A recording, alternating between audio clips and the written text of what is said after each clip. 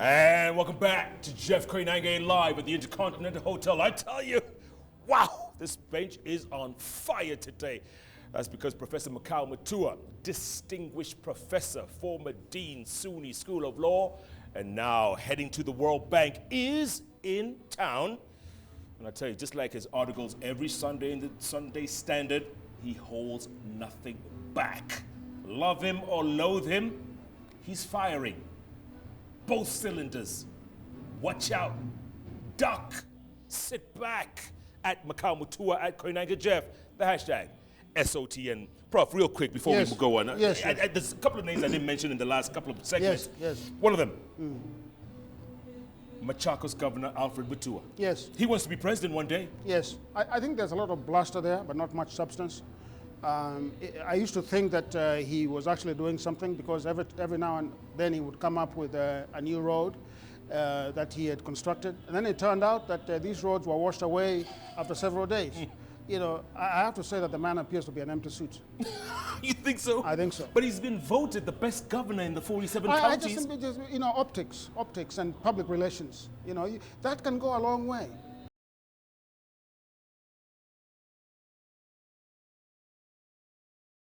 This week.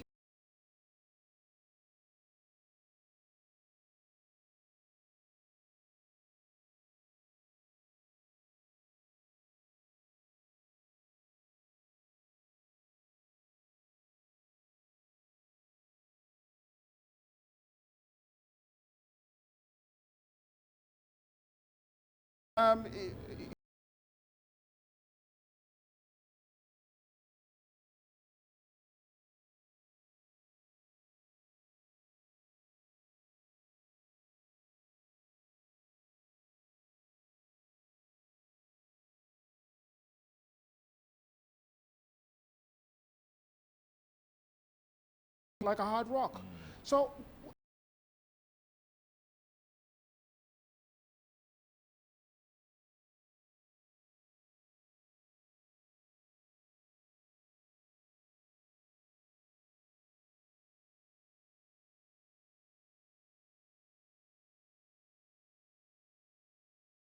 Mr. Kenyatta has done is to be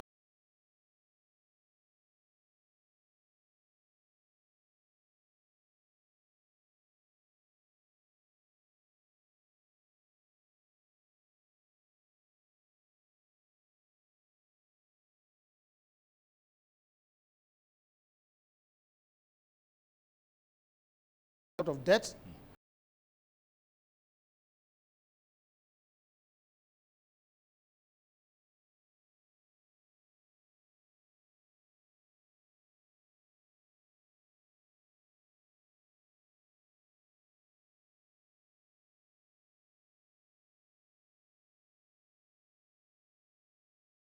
Fighting a lot with Deputy President William Ruto Yes. for dominance in the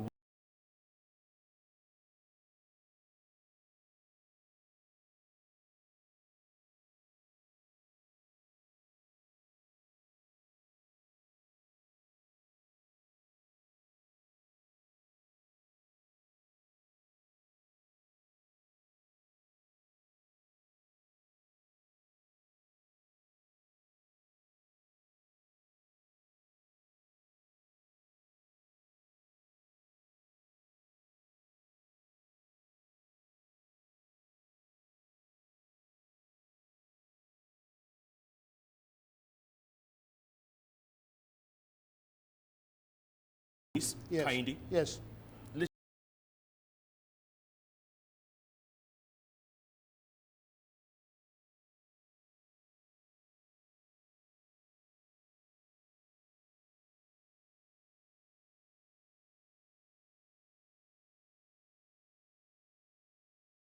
Bureaucracies are the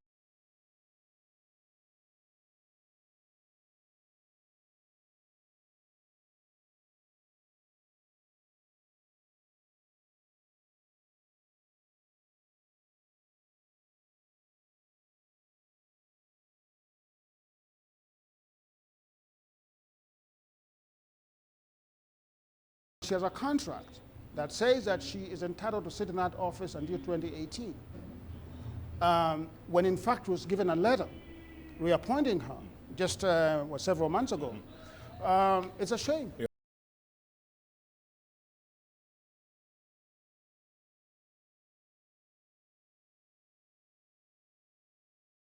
Weren't you in school with the AG? Weren't you mates or something at some point? Well, we were contemporaries, but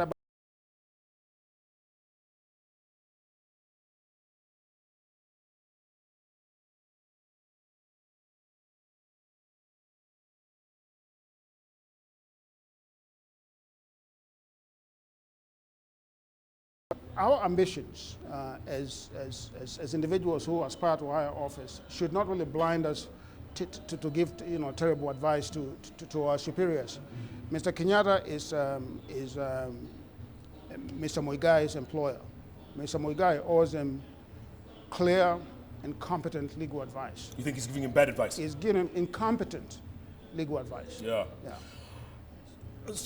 Under the Constitution, judges cannot serve beyond the age of 17. Yes. Already we've seen signs. Deputy C.J. Lawal is being nudged out, or her time is coming up. Yes. Is that a good thing? Is that? I mean, I know it's the law, but we don't have that many senior level judges. Yes. There are two sides to your question. The first one is that she's not being nudged out. I mean, the retirement age is what it is. Under the 2010 Constitution, it is 70 years of age. So at that age, you have to go. Until we change the Constitution, that's going to be the Constitution.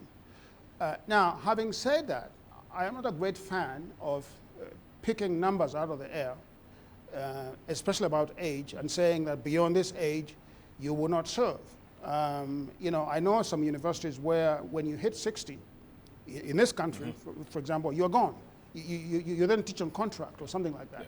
In a country that has fewer human resources, cannot afford to let go of its most experienced, citizens.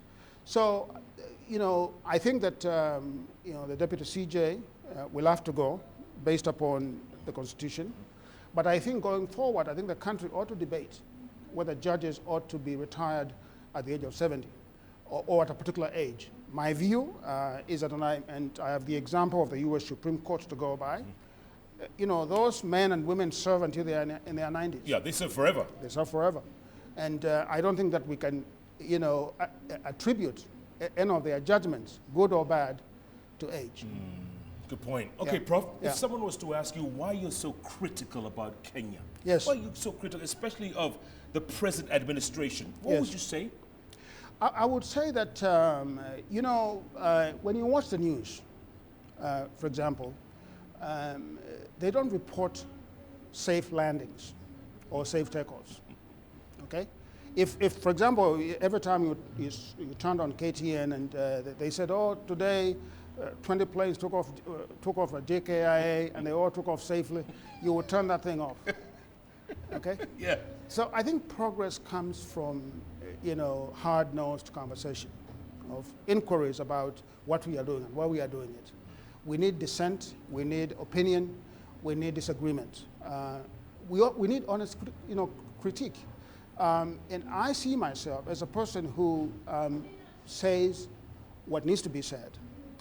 I think if you look at the recent opinion polls, they show that 75% of the people think that Mr. Kenyatta is doing a good job. Why should I be among that 75%? Don't you think it's more interesting if I'm descending from that 75%?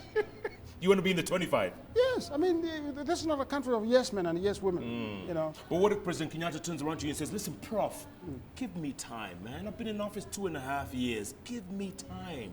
Let me, give me a first term and then start criticizing. What do you say? I have said very clearly here that I have problems with his title as president. I have problems with that, and I've said I will not recognize him as such. But I've also said to you, Jeff, in the last time we spoke, that I'm a forgiving man. I can be brought to a safe harbor, and I can be convinced that in fact Mr. Kenyatta is doing a great job, and he can cure some of those deficits. I've said before, first of all, he can tackle corruption. That would be a very big one, and mean it. I want to see people behind bars, prosecutions, convictions, not simply statements. I want to see him drop individuals from office who, are clearly not fit to serve, or those who have been implicated.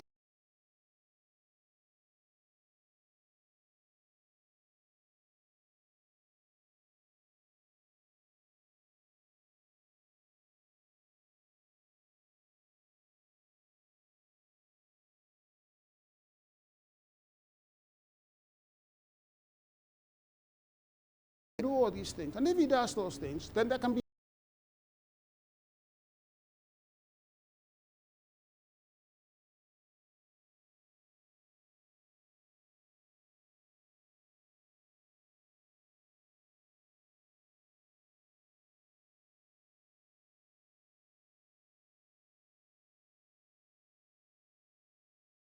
that election and the process, that led to that outcome.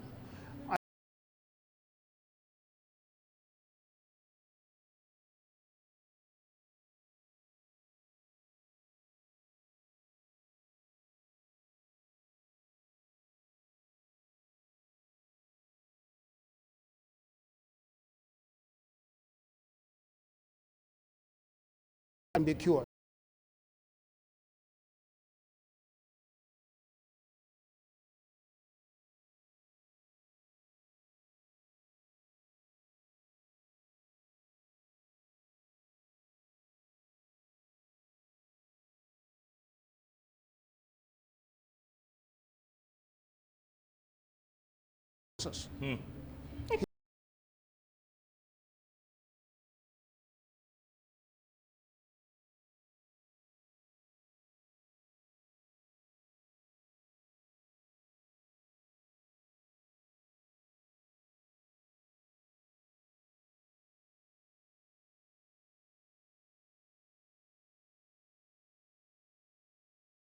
That should keep him awake at night. That